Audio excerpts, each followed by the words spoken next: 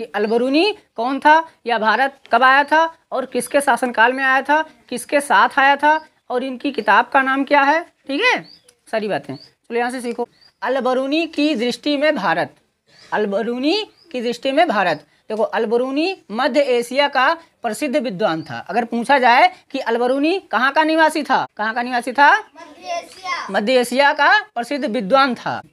अब इसका मूल नाम क्या था, अलबरूनी का मूल नाम क्या था। मूल मतलब घर का नाम क्या था, पढ़ने लिखने वाला नाम। अलबरूनी तो मशहूर हो गए, अलबरूनी से, अलबरूनी से। ठीक है, इस तरीके से।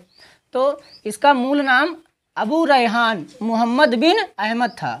इनका मूल नाम क्या था अलबरूनी का, तो याद रखिएगा, अबू रैहान मोहम्मद बिन अहमद था।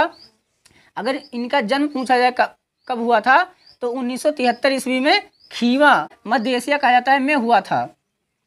अब यहाँ से चौथा पॉइंट है, अलबरूनी महमूद गजनवी का समकालीन था। ये इम्पॉर्टेंट है, इसको अंडरलाइन कर लेना कि जो अलबरूनी था वो महमूद गजनवी का क्या था, समकालीन था, यानी कि महमूद गजनवी के शासनकाल का था, और वह उसके साथ भारत आया था। अगर पूछा जाए पेपर में कि अलबरूनी किसके साथ भारत आया था, तो महमूद गजनवी के साथ भारत आया था। समझ रहे ना बच्चों। अगला पांचवा पॉइंट, उसने यहाँ संस्कृत भाषा, भारतीय दर्शन और ज्योतिष शास्त्र का अध्ययन किया।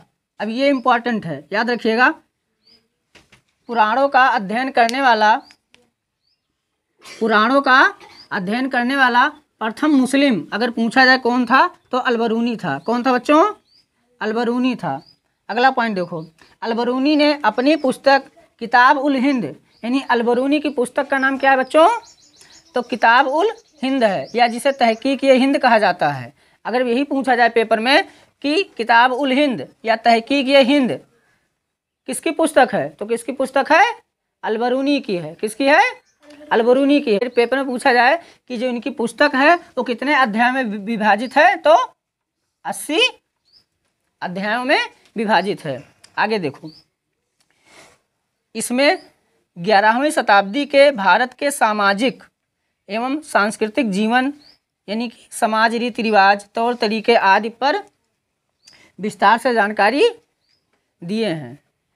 ठीक है, यानी कि रीति रिवाज कैसे थे 11वीं शताब्दी में। पहले देखो, जब अलबरूनी भारत आया तो यहाँ पर उन्होंने क्या किया, जो भी यहाँ की संस्कृत भाषा थी या जो यहाँ के रीति रिवाज थे, सबके बारे में क्या किया, अध्ययन किया, जानकारी हासिल की, और अपनी पुस्तक किताब उल हिंद या तहकीक हिंद में लिख दी। समझ रहे हो ना। मिलेच जिसे हम लोग क्या कहते हैं, मलिच है। अच्छा कहते हैं कि नहीं कहते हैं, मलिच कहूँ ना, हाथ धोना है सब, एक मैं जूठ उठ खाए लेते एक दुख, है ना, मलिच है, यही तो कहते हैं। तो मलिच याद रखना, ये कहाँ से शुरुआत हुआ है, तो इसी के शासनकाल से। ये देखो, मिलेच इस तरीके से होता है, मिलेच, इसी को सब लोग मलिच कहते हैं।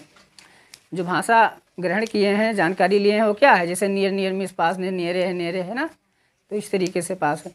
तो इतना नोट डाउन कर लो, तो इतना नोट डाउन कर लियो ना तुम लोग, फिर अगले टॉपिक में